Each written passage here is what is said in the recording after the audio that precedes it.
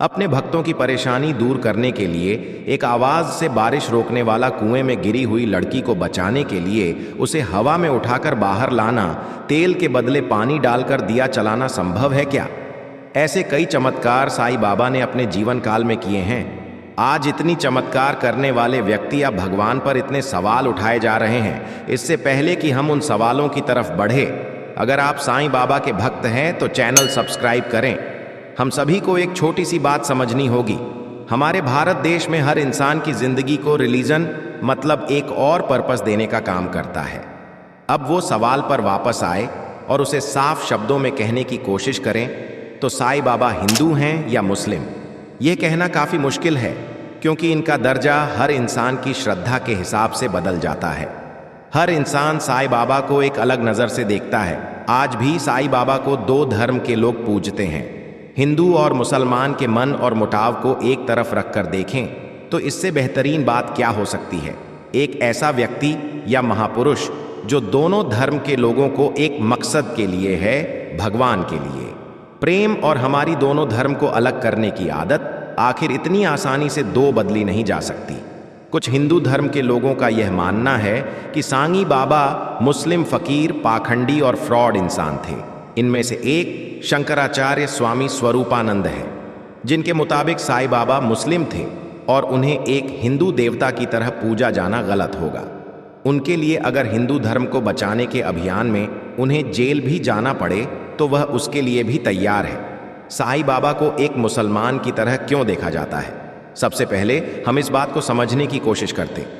साईं बाबा की कुछ विशेषताएं जिसकी वजह से उन्हें मुसलमान की तरह देखा जाता है, उनमें से एक उनका मुस्लिम टोपी और सूफी कपड़े पहनना। और यही नहीं, उन्होंने अपनी ज्यादातर जिंदगी एक खाली बस्ती में काटी है। आखिर क्यों एक बस्ती की आराम भरी जिंदगी छोड़कर मस्जिद में रहने का फैसला किया? इस बात का जवाब सिर्फ वही जानते। साईं बाबा किस धर्म के हैं, इस बात का पता तो काफी आसानी से लगाया जा सकता है। हम जिस भी घर में जन्म लेते, तकनीकी तौर पर हम उसी ढंग से बिलोंग करते। साईं के लिए भी यही बात लागू होती है। पर साईं बाबा की जिंदगी की शुरुआत एक झूठ की चादर से ढकी है। ना आज तक ऐसा कोई पुख्ता सबूत नहीं मिला जिसे यह कहा जा सके कि उन्होंने किसी हिंदू के घर जन्म लिया या मुसलमान के। उनकी लिखी हुई किताब सबका मालिक एक इस्लाम और सूफी धर्म को अपनाता है। सहाय का अल्लाह शब्द भगवान या किसी और शब्द को छोड़कर इस्तेमाल करना उन्हें हिंदू से ज्यादा मुसलमान की तरह दिखाता है। साईं की जिंदगी झूठ और अफवाहों के बादलों से घिरे, पर उनके इतिहास के बारे में ऐसी दो किताबें हैं जो हमें उनके इतिहास यानी उनके जन्म और शुरुआती जिंदगी के बारे में कुछ इंसाइट देती है, जिन पर बाकियों के मुकाबले यकीन किया जा सकता है। और आप जो हम आपको बताने जा रहे, शायद आप वो बातें सुनकर इतने हैरान न हो। यही किताब हिंदू धर्म को मानने वाले लोगों लिखी है। इन किताबों का नाम है श्री साई सच्चरित्र, जो अहमद ने लिखी है, और लाइफ ऑफ साहिबाबाद, जिसने श्रीधर से ने लिखा है। इस किताब के मुताबिक साईं ने अपने सबसे करीबी भक्त को यह बताया था कि उन्होंने बदली महाराष्ट्र में एक हिंदू ब्राह्मण परिवार में जन्म लिया था। जैसे हो 5 साल के हुए, उनके माता पिता ने सांप को एक मुस्लिम फकीर को सौंप दिया। जब 9 या 10 साल के थे तब उस फकीर की मृत्यु हो गई। पत्नी भी देहांत के बाद साईं को गोपाल राव देशमुख ने पाला। गोपाल राव त्रिपुरारी वेंकटेश के बहुत बड़े भक्त थे और सहाय के सोच और विचार को इस बात ने काफी ज्यादा इंप्रेस किया। अब वापस सवाल पर आ जाएं जहां से हमें यह वीडियो शुरू की थी। तो अब हमारे साईं बाबा को हम सिक्के के दो पहलुओं की तरह देखेंगे और परखेंगे।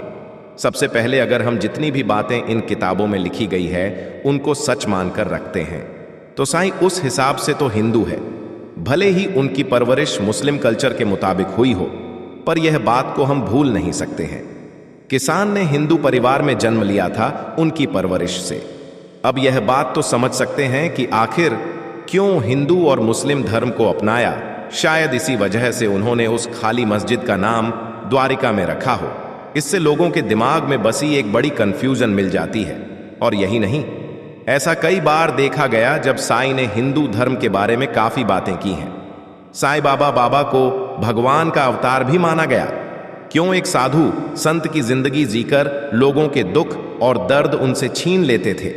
किताब में लिखी गई और उनके हिंदू धर्म के प्रति जो प्यार था, उसके मुताबिक साई को हिंदू माना जा सकता है। साई बाबा की दोपहर की आरती में कुछ लाइंस है जिसमें यह कहा गया है कि है note difference between Hindu Muslim Europe with अपेक्षा बहुत हिंदू मुस्लिम देश Shai Hope shawl soul of ओनल दिमाग से।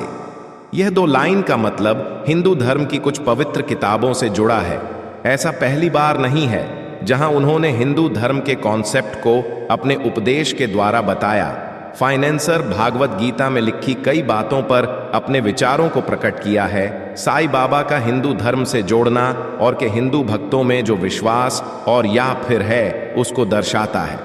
अब सिक्के के दूसरे पहलू की बात करें तो इन किताबों के अलावा ऐसा और कोई पैक या प्रूफ नहीं है जो इस बात को साबित कर सके। किताबें लिखी हुई बातें अक्सर सच नहीं होती। साईं का व्यवहार उनके रहन सहन मुस्लिम कल्चर को दर्शाता है। अगर किताबों में लिखी गई बातों को हम एक तरफ रख दें तो शुरुआत से लेकर अब तक हमने जितनी भी बातें साई के बारे में की है उसके मुताबिक साई बाबा मुस्लिम न थे। ऐसे कई लोग हैं जो मुस्लिम होने के बाद भी हिंदू धर्म को काफी मात देते। हो सकता है साहिबी इन्हीं में से को किसी और धर्म के होने का यह मतलब नहीं है कि आप दूसरों के धर्म को अपने से नीचे रखें। बिना इस किताब के हम साई बाबा को हिंदू या मुस्लिम मान सकते हैं। और अंत में यह हमारी श्रद्धा के ऊपर डिपेंड करता है कि हम साई बाबा को कैसे देखते हैं। साई बाबा अपने पहनावे, जिंदगी, टीचिंग और विभिन्न फॉलो से हमें भारत के डाइवोर्स कल्चर को रिप्रेजेंट करते हैं। विविधता में एकता यानी यूनिटी डाइवर्सिटी के बारे में तो हम सभी जानते हैं, पर क्या हम साई बाबा की केस में इस बात को कबूल कर पा रहे हैं? आज जहां इंसान धर्म को धंधा बना चुका है और भगवान को उस अवसर की तरह देखा जाता है जिससे चढ़ावा चढ़ा, अगर अपनी गलतियों की माफी कबूल करवा सके, उस बात पर ज्यादा ध्यान क्यों नहीं दिया जा रहा? साईं बाबा का धर्म पता करना उतना ही मुश्किल है जितना भूसे के ढेर में से एक सुई निकालना।